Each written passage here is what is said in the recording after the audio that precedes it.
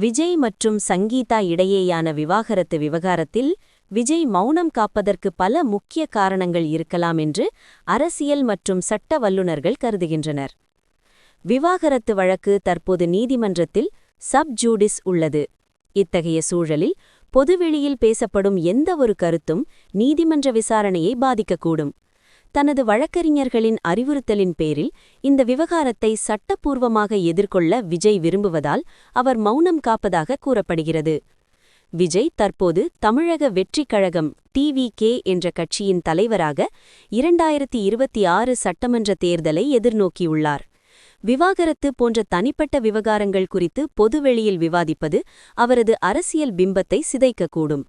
தேவையற்ற சர்ச்சைகளை தவிர்த்து மக்களின் கவனத்தை அரசியல் பணிகளில் மட்டுமே வைக்க அவர் திட்டமிட்டுள்ளார்.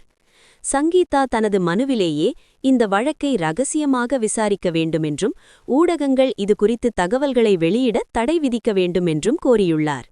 தன் குடும்ப உறுப்பினர்களின் தனியுரிமையை கருத்தில் கொண்டு விஜயும் இதையே விரும்புவதால் அவர் பொது அறிக்கைகளை தவிர்க்கிறார்.